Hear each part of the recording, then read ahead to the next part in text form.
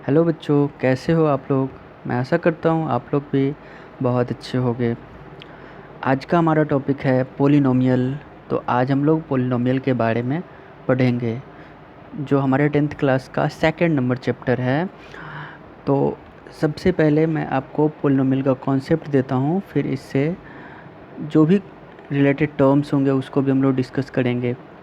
तो मैं यहाँ पे पोलिनोमियल लिखता हूँ पहले। पोलिनोमियल पोलिनोमियल ये एक इंग्लिश वर्ड है। और पोलिनोमियल की अगर मैं बात करूँ तो पोली मीन्स होता है मैनी मैनी एंड नोमियल मीन्स होता है टर्म्स। यानी कि इन इंग्लिश अगर आप इसको एक्सप्लेन करते हो तो मैनी टर्म्स, यानी कि पोलिनोमियल मीन्स होता है मैनी टर्म्स, यानी कि बहुत सारे टर्म्स।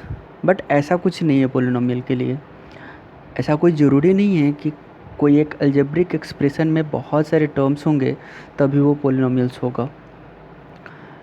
ऐसा कोई नेसेसिटी नहीं है। अगर आपका एक सिंपल सा x लिखा हुआ है तो ये भी एक पोलिनोमियल हो सकता है। एक x+1 लिखा हुआ है, ये भी एक पोलिनोमियल हो सकता है। और ढेर सारे टर्म्स से मिलकर के भी पोलिनोमियल बन सकता है। तो कोई स्पेसिफाइड कॉन्सेप्ट नहीं है पोलिनोमियल के लिए कि बहुत सारा टर्म से मिलकर के बना होगा। सबसे पहले मैं आपको बता देता हूँ कि पोलिनोमियल क्या होता है। तो देखिए, अलजेब्रिक एक्सप्रेशन, ठीक है, एक अलजेब्रिक एक्सप्रेशन जिसमें वेरिएबल का पावर नॉन नेगेटिव होता है, यानी कि an algebraic expression having variable power as non negative called polynomial. इस तरह से आप इसको डिफाइन कर सकते हो। यानी कि कोई भी अलजेब्रिक एक्सप्रेशन है उसमें उसका जो वेरिएबल होता है, वेरिएबल और कॉन्सेप्ट मैं आशा करता हूँ कि आप लोगों को पता होगा। जैसे मैं एग्जांपल से बता देता हूँ। जैसे अलजेब्रिक टर्म्स जो होते हैं, जैसे अलजेब्रा, मैं रफली यहाँ पे थोड़ा सा बेसिक आप लोगों को बता देता हूँ ताकि इसको समझने में आसानी होगी। अलजेब्रा अलजेब्रा आपको पता होगा कि दो टर्म से मिलकर के बना हुआ होता है। एक हमारा होता है कांस्टेंट टर्म और दूसरा होता है हमारा वेरिएबल टर्म। तो देखिए, कांस्टेंट यानी कि फिक्स टर्म वाले पार्ट्स को हम लोग कांस्टेंट टर्म कहते हैं, और जो वेरी करता है हमारे क्वेश्चन के अकॉर्डिंग उसको हम लोग वेरिएबल कहते हैं। कांस्टेंट का एग्जांपल अगर मैं बात करूँ 2, 4, 6 एट्सेट्रा, ये सभी जो नंबर है जो फिक्स रहता है इसको हम लोग कांस्टेंट बोलेंगे। और जो वेरी करता है हमारे क्वेश्चन के अकॉर्डिंग, जैसे ए बी सी, इंग्लिश का जो भी अल्फ़ाबेट है, एक्स वाई जेड एट्सेट्रा, जो भी है ये सभी वेरिएबल का पार्ट्स है। तो इस दोनों से मिलकर के हमारा अलजेब्रा बनता है। और एक अलजेब्रिक एक्सप्रेशन इस दोनों का कंबाइंड फॉर्म हो सकता है, यानी कि कांस्टेंट और वेरिएबल टर्म्स का कंबाइंड फॉर्म हो सकता है, और इससे मिलकर के हमारा अलजेब्रिक एक्सप्रेशन बनता है। हो सकता है केवल 2 लिखा हो, तो यहाँ पे ये भी एक टर्म है। लेकिन अगर मान लीजिए कि x+2 लिखा हो तो ये भी एक अलजेब्रिक टर्म है, अलजेब्रिक एक्सप्रेशन है। एक्सप्रेशन में यहाँ पे 2 टर्म्स है, देख सकते हो, एक एक्स टर्म है हमारा, एक 2 टर्म्स है, 2 एक अनदर टर्म है। तो इसी तरह से हमारा पोलिनोमियल भी होता है कि एक्सप्रेशन होता है। अच्छा, एक और चीज़ आपको मिलेंगे, इक्वेशन। तो इक्वेशन और एक्सप्रेशन में डिफरेंस है, मैं थोड़ी देर में आपको बता दूंगा। बट सबसे पहले मैं यहाँ पे पोलिनोमियल को पहले डिफ़ाइन कर देता हूँ। जैसे आप पोलिनोमियल को लिखोगे, पोलिनोमियल को N algebraic expression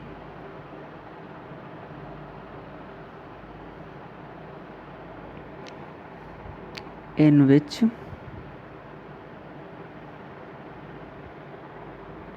their variable power is non-negative। हाँ, तो पोलिनोमियल क्या होता है? एक अलजेब्रिक एक्सप्रेशन होता है जिसमें वेरिएबल का पावर नॉन नेगेटिव होगा, यानी कि वो नेगेटिव नहीं हो सकता है। जैसे 2x² प्लस 5x प्लस 6, जैसे एक मैं छोटा सा यहाँ पे एग्जांपल लिया हूँ। तो यहाँ पे आप अगर देखोगे तो ये x रेज टू 2 है, यानी कि x का पावर 2 है, 5 का पावर नथिंग है, कुछ नहीं, यानी कि 1 है। तो यहाँ पे ये एक पोलिनोमियल हो सकता है, बिकॉज यहाँ पे x का पावर 2 है, 2 एक पॉजिटिव नंबर है, इसलिए ये एक पोलिनोमियल हो सकता है। हाँ, वहीं पे अगर मान लो कि लिखा रहता 2x रेज टू -2 -5, तो यहाँ पे ये जो टर्म आप देख रहे हो ये पोलिनोमियल नहीं होगा, क्योंकि यहाँ पे ये जो वेरिएबल है इसका पावर x, जो वेरिएबल है इसका पावर -2 है। और मैंने अभी डेफिनेशन में आपको बताया है कि अलजेब्रिक एक्सप्रेशन जिसमें वेरिएबल का पावर नॉन नेगेटिव होता है उसको हम लोग पोलिनोमियल कहते हैं। चलिए आगे हम लोग बढ़ते हैं। पोलिनोमियल में ये एक अलजेब्रिक एक्सप्रेशन है, लेकिन अगर अलजेब्रिक इक्वेशंस की मैं बात करूं तो जैसे मान लीजिए कि 5x + 2 = 7। देखिए मिडिल में, बीच में ये इक्वल टू लगा हुआ है, 5x + 2 = 7। ये जो इक्वल टू मिडिल में लगा हुआ है इसलिए इसको हम लोग इक्वेशन कहते हैं, यानी कि इक्वलिटी साइन के साथ अगर कोई एक्सप्रेशन है तो उसको हम लोग इक्वेशन कहेंगे।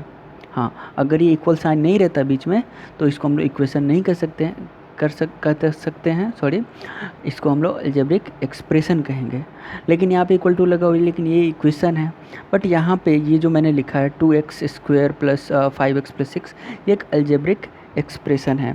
तो वही बात मैंने यहाँ पे लिखा है पोलिनोमियल के डेफिनेशन में कि अलजेब्रिक एक्सप्रेशन जिसमें वेरिएबल पावर क्या होना चाहिए, तो नॉन नेगेटिव होना चाहिए, यानी कि पॉजिटिव होना चाहिए। नॉन नेगेटिव मीन्स पॉजिटिव, यानी कि वेरिएबल का पावर पॉजिटिव होना चाहिए। चलिए अब थोड़ा सा और मैं बात करता हूँ टाइप्स ऑफ पोलिनोमियल के बारे में। तो देखिए टाइप्स ऑफ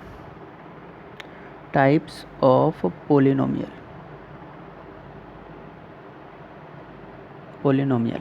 देखिए वैसे तो बहुत सारे टाइप्स में इसको आप कैटेगराइज कर सकते हो, लेकिन अगर मेन फॉर्म में अगर मैं बात करूं तो कुछ मेन टाइप्स है जिसको मैं आपको बता देना चाहता हूं। जैसे सबसे पहला है आपका लीनियर पोलिनोमियल। लीनियर मीन्स क्या होता है, तो लीनियर जिसका ग्राफिकल रिप्रेजेंटेशन 1 लाइन में होता है, जिसमें वेरिएबल का पावर 1 होता है, उसको हम लोग लीनियर कहते हैं।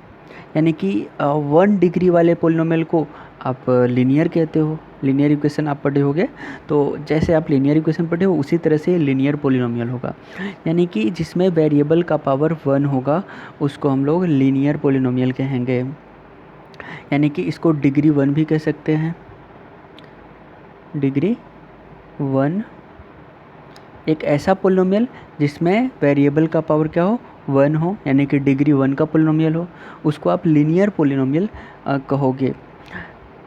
जैसे एग्जांपल जैसे मैं बताता हूँ 2x + 3, this is a linear polynomial. ये एक लीनियर पोलिनोमियल है बिकॉज यहाँ पे x का पावर अगर आप देखते हो तो ये 1 मिलेगा आपको, इसलिए इसको आप लीनियर पोलिनोमियल कह सकते हो। उसी तरह से क्वाड्रेटिक पोलिनोमियल्स की अब बात मैं कर रहा हूँ। तो क्वाड्रेटिक पोलिनोमियल क्या होता है, जिसमें वेरिएबल का पावर 2 होता है, यानी कि डिग्री 2 होता है, उसको क्वाड्रेटिक पोलिनोमियल कहेंगे। जैसे मैं लिख देता हूँ क्वाड्रेटिक पोलिनोमियल। तो क्वाड्रेटिक पोलिनोमियल क्या होगा, जिसमें वेरिएबल का पावर 2 होगा, यानी कि डिग्री 2 वाले एक्सप्रेशन को हम लोग क्वाड्रेटिक पोलिनोमियल कहेंगे। इसको मैं लिख देता हूँ अलजेब्रिक एक्सप्रेशन विथ डिग्री 2, यानी कि 2 डिग्री वाले अलजेब्रिक एक्सप्रेशन को हम लोग क्वाड्रेटिक पोलिनोमियल कहेंगे। फिर जैसे कि एग्जांपल में अगर मैं बात करूं तो जैसे ax² प्लस 2x प्लस मान लीजिए c, इस तरह से ये मैंने एग्जांपल लिया है। तो यहाँ देखिए अब वेरिएबल का पावर क्या है, 2 है, इसलिए ये क्या होगा, क्वाड्रेटिक पोलिनोमियल होगा। इसके बाद एक आता है हमारा क्यूबिक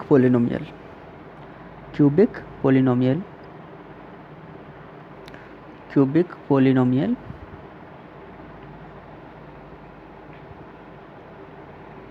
क्यूबिक पोलिनोमियल में जिसमें वेरिएबल का पावर 3 होगा, यानी कि अलजेब्रिक एक्सप्रेशन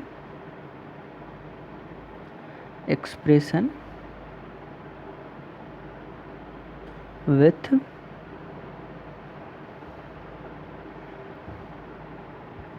वेरिएबल या डिग्री, जो भी आपको मन है वो लिख सकते हैं, वेरिएबल पावर 3, इसको हम लोग क्यूबिक पोलिनोमियल कहेंगे। यानी कि एक ऐसा अलजेब्रिक एक्सप्रेशन जिसमें वेरिएबल का पावर कितना है, 3 है, वैसे अलजेब्रिक एक्सप्रेशन को हम लोग क्यूबिक पोलिनोमियल कहेंगे।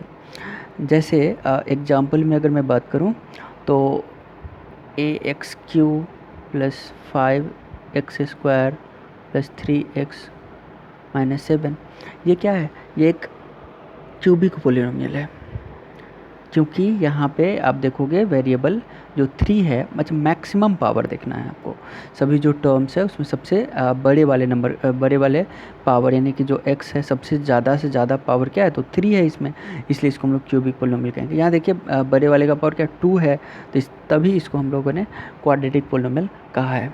इसके बाद एक और आपको मिल सकता है टाइप्स में ही bi quadratic polynomial. Bi quadratic में क्या होगा, तो वेरिएबल का पावर 4 होगा। इस तरह से आप डिफरेंट टाइप्स के पोलिनोमियल को समझ सकते हो। लेकिन हमारा जो 10th क्लास में मेनली 2 पार्ट्स के बारे में इसमें पढ़ना है, एक हमारा क्वाड्रेटिक पोलिनोमियल के बारे में पढ़ना है थोड़ा सा, और एक क्यूबिक पोलिनोमियल के बारे में। तो मैं इसी दोनों के बारे में आपको डिटेल में समझाऊंगा, ताकि आप जो क्वेश्चंस है उसको ईजिली सॉल्व कर सको। जैसे यहाँ पे एक मैं एग्जांपल बताता हूँ आपको, जैसे कि जीरोज ऑफ द पोलिनोमियल आप देखे होंगे। जीरो ऑफ द पोलिनोमियल क्या होता है, तो उसका जीरो हम लोग निकालते हैं। अगर कोई वैल्यू पुट करना रहता है, जैसे कि मान लीजिए कि एक एग्जांपल है हमारे पास में, जैसे x² माइनस, अच्छा इसको px लिख लेते हैं हम लोग, px = x² minus 2x minus 3। अब देखिए जैसे कि यहाँ पे p और x के प्लेस पे मैं जैसे कि p1 निकालना है आपको या p2 निकालना है, तो आप अपनी मर्ज़ी से इसको निकाल सकते हो, जिसमें x का वैल्यू, x के प्लेस पे आपको 1 अगर डालना है तो 1 डाल दो, 2 डालना है तो 2 डाल दो। जैसे यहाँ पे मैं p1 अगर निकालना चाहूँ तो आप निकाल सकते हो, जैसे कि 1 का स्क्वायर हो जाएगा। देखिए x के प्लेस पे मैं क्या लिखा, 1 लिखा हूँ, तो इसलिए 1 का स्क्वायर माइनस 2, और x के प्लेस पे फिर क्या डालना है, 1 डालना है, इसलिए 1 यहाँ पे लिखेंगे -3। तो यहाँ पे आपका वैल्यू आएगा 1 - 2 - 3, दैट मीन्स दिस इज -4। तो ये हमारा क्या आया, यहाँ पे ये जो मैंने p1 निकाला, ये इस तरह का वैल्यू हम लोग को मिला। तो आप भी इस तरह से क्वेश्चंस में अगर आपको स्पेसिफाइड वैल्यू बोलता है निकालने के लिए, जैसे कि 1 निकालने के लिए p1 p2, तो आप इजीली इसको निकाल सकते हो। और अगर वैसा क्वेश्चन आता है तो वैसे जनरली ये जूनियर क्लास में ही आप सीखे होंगे, और ये क्वेश्चन आपके स्टैंडर्ड में बहुत ही रेयर आ सकता है। लेकिन एक और चीज़ मैं बताना चाहूँगा आप लोगों को, जैसे कि हमारा अलजेब्रिक एक्सप्रेशन जो पोलिनोमियल का है, जो क्वाड्रेटिक पोलिनोमियल का जो टाइप मैंने बताया है, इसका एक जनरल फॉर्म होता है। जनरल फॉर्म ये होता है क्वाड्रेटिक पोलिनोमियल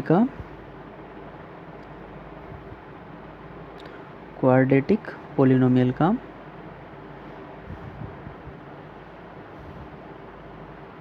एक जनरल फॉर्म होता है। ये फॉर्म होता है ax² + bx + c। ये हमारा क्वाड्रेटिक पोलिनोमियल का फॉर्म होता है। कभी कभी क्वेश्चंस में आपको इस तरह का फॉर्म लाने के लिए भी दिया जा सकता है, या जैसे देखिए यहाँ पे ये जो हमारा a, b एंड c था, ये तीनों हमारा कांस्टेंट टर्म है, और x² bx, ये x जो है हमारा, ये क्या है, वेरिएबल पार्ट्स है।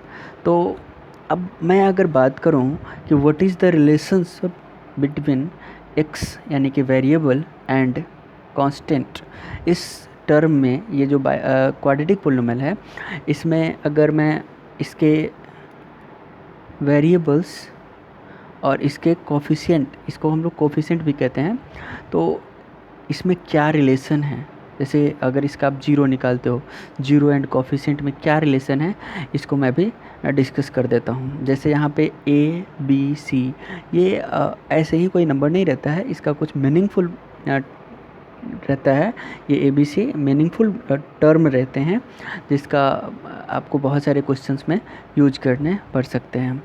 जैसे अगर मैं आपको प्रूफ करना रहेगा, जैसे कि इसमें जो नंबर है ए बी सी, यहाँ पे जीरोज अगर आपको इसका निकालना होगा, जैसे कि प्रोडक्ट निकालना होगा आपको जीरोज का, तो आप कैसे निकालोगे ये मैं बताऊंगा। उससे पहले एक छोटा सा बात मैं आपको बता देना चाहता हूँ, जैसे कि जीरोज आप कैसे निकालोगे। पहले अगर कोई मान लीजिए कि अलजेब्रिक एक्सप्रेशन दिया हुआ है, तो how to find the zeros of the polynomial. जैसे यहाँ पे एक छोटा सा एग्जांपल है हमारा 2x² plus 5x minus 12।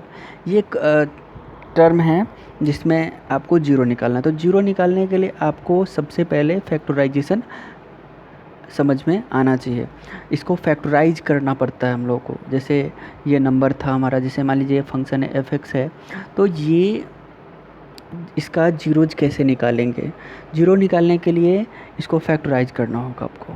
Factorise करने के लिए कैसे फैक्टराइज करते हैं हम लोग, ये मैं बता देता हूँ। जैसे कि यहाँ पे 2x² है, तो ये जो भी पहले हमारे टर्म में होगा उसको मैं वैसे ही लिख दूंगा, जैसे यहाँ 2x² मैंने लिख दिया। देन इसके बाद अगर मैं बात करूँ, तो एक थिंग्स यहाँ पे आपको थोड़ा सा बारीकी से सोचना होगा। आपको क्या करना है, देखिए सम एंड प्रोडक्ट, इस दोनों के बीच में, इसमें जो नंबर्स होते हैं उसके बीच में रिलेशंस होते हैं। तो उस रिलेशंस को आपको फाइंड आउट करने होंगे। कैसे, तो जैसे ये लास्ट वाला जो टर्म है सी के प्लेस पे जो है, और ये ए के प्लेस पे जो नंबर है, इस दोनों का प्रोडक्ट, जैसे यहाँ पे 12 और 2 है, यानी कि 24, और वो भी माइनस में, माइनस और इंटू प्लस, तो -24। और देखिए यहाँ पे x² है, तो ये x² यहाँ लिखते हैं। यानी कि आपको इस बीच वाले टर्म, ये जो मिडिल में जो टर्म है ये 5x, इसको इस तरह से ब्रेक करना है कि इसका सम या डिफरेंस ये 5x के इक्वल हो जाए, और इसका प्रोडक्ट यानी कि फर्स्ट और लास्ट जो टर्म्स है उस दोनों का प्रोडक्ट उस सम वाले के इक्वल हो जाए। यानी कि इसको जो ब्रेक करेंगे हम लोग, वो जो दो ऐसे नंबर को लिखेंगे जिसको मल्टीप्लाई करने के बाद हमारा इस दोनों के प्रोडक्ट के इक्वल हो जाना चाहिए, और उसको सम या सब्ट्रैक्ट करने के बाद ये मिडिल वाला टर्म हो जाना चाहिए। ये यहाँ पे थोड़ा सा आपको सोचना पड़ेगा। जैसे इस क्वेश्चन में अगर हाँ, हो सकता है कुछ ऐसे भी क्वेश्चंस होंगे जिसमें आप सोच नहीं पा रहे हो, तो वैसे क्वेश्चंस के लिए मैं बता देता हूँ आपको। जैसे यहाँ पे 24 है हमारा, तो 24 में आप इसका एलसीएम निकालना, सॉरी प्राइम फैक्टराइजेशन निकालना, और प्राइम फैक्टराइजेशन जब प्राइम फैक्टराइज इसको करोगे तो आपको थोड़ा सा इसे कॉन्सेप्ट बन सकता है इसको ब्रेक करने के लिए। लेकिन कोई ज़रूरी नहीं है कि प्राइम फैक्टराइजेशन अगर आप निकालोगे तो इससे 100% आपको बिना कुछ सोचे समझे वैसे ही आपको मिल जाएगा, ऐसा कुछ नहीं है। आपको प्राइम फैक्टराइज करने के बाद भी थोड़ा सा सोचना होगा कि कैसे इस दो नंबर्स का, कौन सा दो नंबर मैं लिखूँ यहाँ पे जिसका सम ये 5x इस क्वेश्चन के लिए तो 5x आ जाए, और उसका प्रोडक्ट इस फर्स्ट और लास्ट वाले के प्रोडक्ट के इक्वल आ जाए। जैसे यहाँ पे मैं करता हूँ, जैसे देखिए 2 ये 12 टाइम्स में हो जाएगा, 2 ये 6 टाइम्स में, ये फिर 2 ये 3 टाइम्स में। तो देखिए यहाँ पे 2 2 2 एंड 3 ये हमारा आया। तो देखिए अगर मैं सोचूं यहाँ पे, तो 2 2 जा 4 एंड 3 2 जा 6। तो देखिए 4 और 6, 4 6 को ऐड करेंगे तो क्या 5 आएगा? नहीं आएगा। तो फिर ये हम ले नहीं सकते हैं कम्बिनेशन। कोई और कम्बिनेशन अगर आप सोचोगे, जैसे 2 2 जा 4 2 जा 8 और यहाँ 3। अब आप देखिए 8 एंड 3, 8 क्या है, 8 से अगर आप 3 को माइनस करते हो तो क्या आएगा? 5 आएगा, जो हमारा मिडिल वाला टर्म दिया हुआ है। और दोनों को अगर हम लोग प्रोडक्ट निकालते हैं, यानी कि 8 इंटू 5, सॉरी 8 इंटू 3, क्योंकि 8 से हम 3 को माइनस कर रहे हैं, तो वो तो प्लस माइनस आपका माइनस हो ही जाएगा, और वैसे भी आपको यहाँ पे -24 चाहिए। तो अब देखिए 8 3 जा 24 हो जाएगा, और यानी कि मल्टीप्लाई करने के बाद भी हमारा टर्म आ जा रहा है, और उसके साथ में अगर उसको आप जोड़ते हो या माइनस करते हो 8 और 3 को, तो यहाँ पे 5 आ जाएगा। तो ये यहाँ पे सूटेबल है और इसको आप यहाँ पे लिख सकते हो।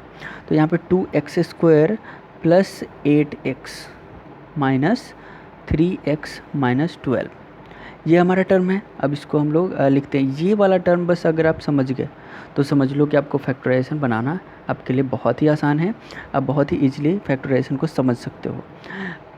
इसी टर्म को ब्रेक करने में थोड़ा सा आपको सोचना होगा, बाकी का उसके बाद और कुछ नहीं है। ईजिली रेस्ट के जो टर्म्स है उसको आप समझ सकते हो।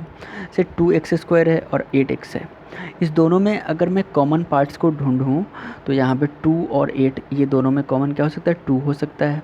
यहाँ भी x है, यहाँ भी x है, इसलिए x कॉमन भी हो सकता है। तो रिमेनिंग यहाँ पे अब देखिए 2x इससे कॉमन ले चुके हैं। अच्छा, x² का मतलब क्या है? x इंटू एक्स, 2x है उसमें, एक x तो वो कॉमन दे दिया है बाहर में, तो कितना x बचा वहाँ पे? 1x बचा। तो इसलिए यहाँ पे एक मैं x लिख देता हूँ। और देखिए इसमें से 2x मैं कॉमन ले चुका हूँ। देखिए 2x इंटू 4 करेंगे हम लोग, तभी हमारा 8 आएगा।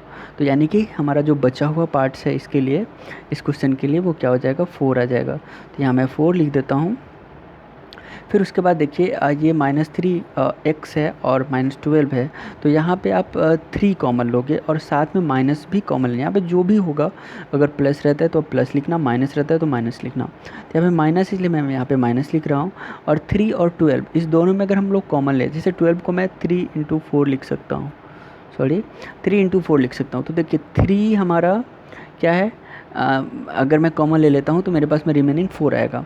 तो यहाँ पे -3x -12 है, तो यहाँ पे अगर मैं 3 कॉमन लेता हूँ तो हमारे यहाँ पे x आएगा। और ये देखिए माइनस यहाँ पे हम कॉमन ले चुके हैं इसका, तो माइनस जब कॉमन हो गया तो माइनस इंटू माइनस प्लस होता है। तो जब माइनस कॉमन ले चुके हैं तो हमारा प्लस बचा हुआ उसके साथ में, और यहाँ पे 3 4 जा 12 होगा, तो यहाँ पे 4 हम लोग यहाँ पे लिख सकते हैं। अब देखिए ये बीच वाला जो पार्ट है हमारा x + 4 x + 4, यहाँ पे आप पता कर सकते हो जब आप बना रहे होगे फैक्टराइजेशन। तो यहाँ जो मिडिल वाला जो टर्म है इसको आपको देखना पड़ेगा कि ये इक्वल है या नहीं। अगर ये इक्वल आता है तो आप समझ सकते हो कि हमारा मैं जो बना रहा हूँ वो सही है। अगर कुछ इसमें चेंजेस दिखता है आपको, अगर दोनों टर्म मैच नहीं करते हैं, तो वहाँ पे आपको थोड़ा सा सोचना होगा और आपको उसको ठीक करना होगा। जैसे भी हो, किसी भी फॉर्म में ये दोनों इक्वल होना ही चाहिए। अगर नहीं होता है तो आपका गलत हो सकता है फैक्टराइजेशन, आपको चेक करने की ज़रूरत है। तो यहाँ पे 2x, ये देखिए मेरा इक्वल हो चुका है, तो मैं इसको लिख देता हूँ x + 4, और यहाँ पे ये 4 और ये 2x - 3, ये हमारा आ जाएगा। तो देखिए इस तरह से यहाँ पे अब मैं ये लाया। अब मेरा टारगेट जो था इसको 0 करना था। अब 0 कैसे करेंगे? तो x + 4 = 0 लिखेंगे, तो x = -4 आ जाएगा हमारे पास में। और यहाँ पे 2x - 3 है, तो अगर 2x - 3 है, इसको भी अगर हम लोग 0 करते हैं तो 2x - 3 = 0, तो हमारा आ जाएगा, तो x = ये देखिए 3 को इस साइड में राइट साइड में शिफ्ट करते हैं तो +3 हो जाएगा, यानी कि +3 बाई, और ये 2 मल्टीप्लाइड फॉर्म में है तो इस साइड में आएगा तो डिवाइड हो जाएगा, तो 3/2, ये इसका 0 आ गया। अच्छा, पोलिनोमियल में इसको हम लोग जनरली अल्फ़ा बोलते हैं और इस वाले टर्म को हम लोग बीटा बोलते हैं। ठीक है, यहाँ पे जब मैं प्रूफ करूँगा तो ये आपको समझ में और अच्छे से आएगा। चलिए अब हम लोग प्रूफ करते हैं क्वाड्रेटिक पोलिनोमियल को, कैसे हम लोग जीरोज और कोफिशिएंट के बीच का रिलेशन फाइंड करेंगे। तो मान लेते हैं कि कोई हमारा अलजेब्रिक एक्सप्रेशन है जिसमें मैंने बताया अभी 2 रूट था हमारा, अल्फ़ा एंड बीटा। देखिए तो अल्फ़ा एंड बीटा जो हमारा 2 रूट है, उसी तरह से किसी भी क्वाड्रेटिक पोलिनोमियल के लिए मैं एक मान लेता हूँ कि इसका जो 2 जीरोज है, ये जो एक x आया मेरा 4 और एक जो है 3/2 आया है, तो एक मान लीजिए कि मेरा अल्फ़ा आया, एक मेरा बीटा आया, ये 2 क्या है? तो इसके जीरोज हैं, मैंने 0 ही निकाला था, तो ये दोनों 0 है। तो मैं मान लेता हूँ, क्योंकि अननोन क्वांटिटी है तो उसके लिए मैं मान लेता हूँ कि हमारा जो 2 जीरोज है, एक अल्फ़ा है और दूसरा बीटा है। तो इसको मैं प्रूफ करता हूँ। जैसे देखिएगा, जैसे यहाँ पे मैं लिख लेता हूँ, लेट अल्फ़ा एंड बीटा, इसको अल्फ़ा बोलते हैं हम लोग और इसको बीटा बोलते हैं। बी द जीरोज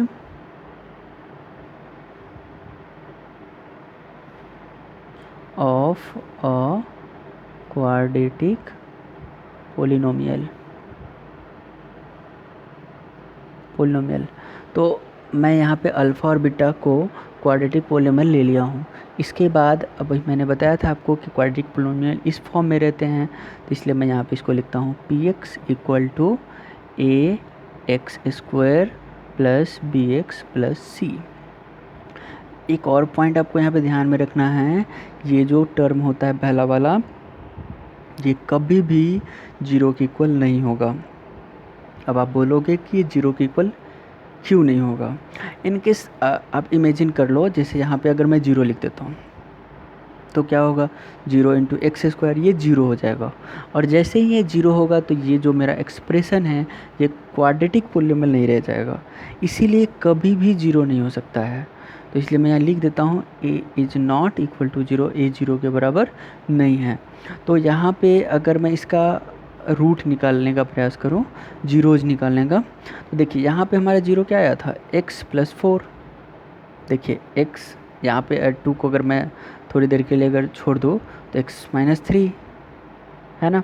तो यहाँ पे हमारा जो दो रूट आएगा वो हो सकता है कि x माइनस अल्फ़ा आ जाए, तब तो राइट साइड में वो अगर शिफ्ट होगा तब तो बीटा ये प्लस में आएगा ना। तो मैं वो जो दो हमारा जो फैक्टर आएगा, इसका मैं दो फैक्टर मान लेता हूँ।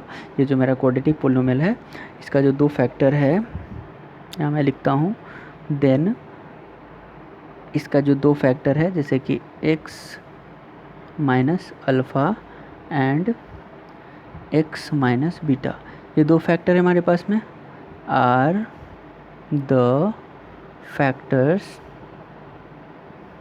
ऑफ पी एक्स का ये दो फैक्टर है, x minus alpha and x minus beta, ये मैं ले लेता हूँ। तो यहाँ पे आप इसको कुछ इस तरह से लिख सकते हैं, जैसे देखिए अगर ये जो मैंने लिखा था, क्या ये दोनों का प्रोडक्ट इसके इक्वल है, होगा इक्वल। अगर आप दोनों को मल्टीप्लाई करोगे तो यही आएगा। तो उसी तरह से इस दोनों को अगर हम मल्टीप्लाई करते हो तो हमारा क्या आना चाहिए, ये वाला टर्म आना चाहिए। तो इसीलिए हम यहाँ पे कुछ ऐसा लिख सकते हैं, a x square plus b x plus c equal to, अच्छा यहाँ पे अब जैसे देखिए यहाँ पे 2 आया था, हो सकता है कुछ और भी नंबर यहाँ पे आ सकता था, तो इसीलिए उस कांस्टेंट टर्म को जो हमारा यहाँ पे आ रहा है, यहाँ 2 आ रहा है, यहाँ कुछ और नंबर आ सकता है, उस कांस्टेंट टर्म को मैं के मान लेता हूँ। ठीक है, अब के लिखने के बाद ये वाला लिख देता हूँ, जैसे हमारे पास में x minus alpha and x minus beta, जहाँ पे आपको ध्यान रखना है वेयर के क्या है, कांस्टेंट है हमारा, के एक कांस्टेंट है, इसको भी ध्यान में रखना है। तो यहाँ पे अगर आप इसके राइट साइड वाले को लिखते हो तो यहाँ पे इसको आप ऐसे लिख सकते हो के, और देखिए यहाँ पे मैं लिख रहा हूँ जैसे एक्स स्क्वायर, जैसे ही आप एक्स को मल्टीप्लाई करोगे तो आपका आएगा एक्स स्क्वायर, और ये अल्फ़ा और बीटा इसको अगर आप मल्टीप्लाई करते हो, मैं रफली यहाँ पे करके दिखा देता हूँ आपको, जैसे कि देखिए एक्स इसी तरह से इसको हम लोग मल्टीप्लाई करते हैं ना, एक्स माइनस बीटा और फिर minus alpha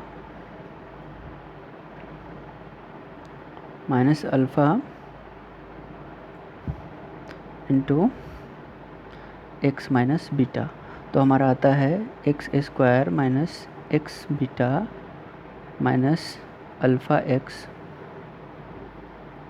plus alpha into beta, ये आता है हमारा, सॉरी ये अल्फ़ा इंटू बीटा आता है। तो यहाँ पे हमारा जैसे देखिएगा यहाँ पे, तो ये एक्स बीटा और इधर अल्फ़ा एक्स, यहाँ पे एक्स कॉमन हो जाता है और बीटा माइनस अल्फ़ा आता है। तो उसी तरह से यहाँ पे अगर आप इसको मल्टीप्लाई करते हो, मैं डायरेक्ट लिख देता हूँ, तो यहाँ पे एक्स स्क्वायर माइनस में बाहर में कॉमन ले रहा हूँ, और ये आ जाएगा आपका अल्फ़ा प्लस बीटा, और फिर इसको मैं क्लोज कर देता हूँ और बाहर में मैं एक्स लिखता हूँ, और फिर देखिए अल्फ़ा इंटू बीटा, ये भी प्रोडक्टेड फॉर्म में, देखिए माइनस इंटू माइनस प्लस आएगा यहाँ पे, तो अल्फ़ा इंटू बीटा ये मैं लिख देता हूँ। फिर देखिए यहाँ पे अब के को मैं सेपरेट कर देता हूँ, जैसे कि के अगर बाहर में है इसका मतलब कि इसमें भी मल्टीप्लाइड है और ये इस वाले में भी मल्टीप्लाइड है और लास्ट वाले में भी मल्टीप्लाइड होगा। तो इसको आप ऐसा लिख सकते हैं जैसे के एक्स स्क्वायर माइनस के alpha plus beta x plus के सॉरी यहाँ पे के अल्फ़ा बीटा, इस तरह से इसको आप लिख सकते हो। अब जैसे ही हम इसको x के साथ में, जैसे यहाँ पे हमारा था a x square plus b x plus c, अब जब इस दोनों को x के साथ में मैं अगर कंपेयर करता हूँ तो देखिए जैसे एक्स स्क्वायर था तो यहाँ भी एक्स स्क्वायर है, तो यहाँ पे a के इक्वल में क्या लिख सकते हो आप k, यानी कि k इक्वल में a आ सकता है आपका। उसी तरह से अब देखिए यहाँ पे प्लस बी एक्स है, यहाँ पे ये वाला टर्म है, तो अगर मैं b के इक्वल में लिखूँ तो x, देखिए x अगर दोनों का लेते हैं कॉमन तो जो रिमेनिंग पार्ट है वो b के इक्वल में होगा, यानी कि आप b के इक्वल में क्या लिख सकते हैं माइनस के अल्फ़ा प्लस बीटा। यहाँ मैं लिख देता हूँ माइनस के अल्फ़ा प्लस बीटा। उसके बाद ये हमारा किसके इक्वल है, तो ये b के इक्वल है, और फिर c के इक्वल में लिखूँ तो यहाँ पे k अल्फ़ा इंटू बीटा ये हो सकता है, यानी कि k अल्फ़ा इंटू बीटा। देखिए k अल्फ़ा इंटू बीटा ये c के इक्वल हमको मिलेगा, तो बीटा ये c के इक्वल मिलेगा। तो इस तरह से यहाँ पे अगर आप देखोगे तो अल्फ़ा प्लस बीटा ये क्या हो गया हमारा।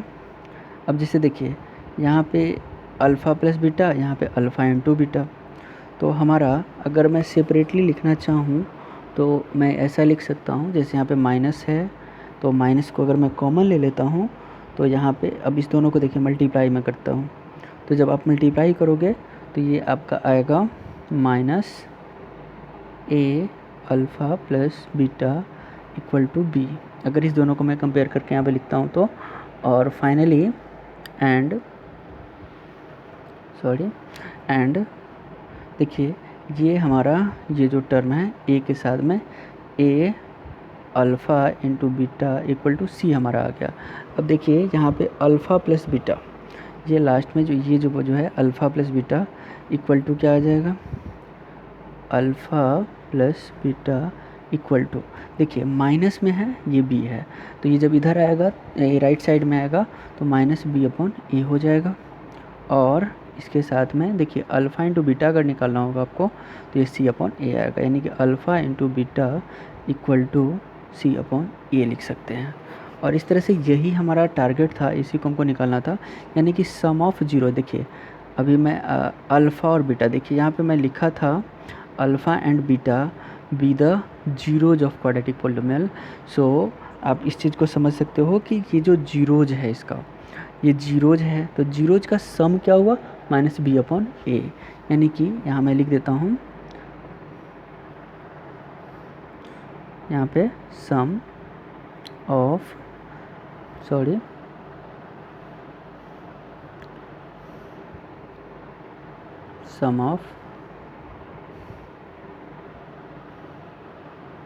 जीरोज, ये क्या हो जाएगा माइनस देखिए तो माइनस कोफिशिएंट। अब देखिए b क्या था हमारा, देखिए b क्या है तो x का कोफिशिएंट है, तो माइनस यहाँ पे लिखेंगे हम लोग coefficient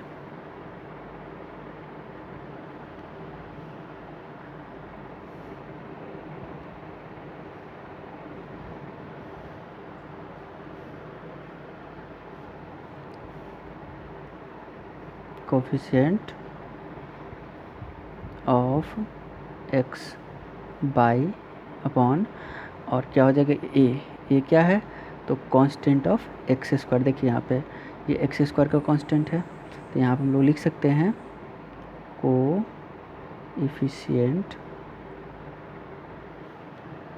coefficient of x square, तो ये हमारा सम ऑफ जीरोज आ जाएगा। उसी तरह से आप प्रोडक्ट अगर निकालना चाहोगे तो product of zeros equal to आप लिख सकते हो कांस्टेंट, देखिए प्रोडक्ट ऑफ जीरोज का प्रोडक्ट, ये देखिए सी क्या था हमारा, ये देखिए ये हमारा कांस्टेंट टर्म था। तो यहाँ पे अगर आपको लिखना हो प्रोडक्ट ऑफ जीरोज तो आप लिख सकते हो कांस्टेंट टर्म बाय, अब देखिए यहाँ पे ये ए है और ये किसका कोफिशिएंट है, तो ये हमारा ए जो है वो एक्स स्क्वायर का कोफिशिएंट है। तो यहाँ मैं लिख सकता हूँ कोफिशिएंट ऑफ एक्स स्क्वायर। तो इस तरह से ये हमारा पहले चैप्टर का पूरा कॉन्सेप्ट है जिसको आप इजीली समझ सकते हो। और अगर कोई डाउट होता है तो फिर मैं डिस्कस करूँगा। नेक्स्ट वीडियो में हम लोग फिर मिलते हैं कुछ क्वेश्चंस के साथ। Thank you.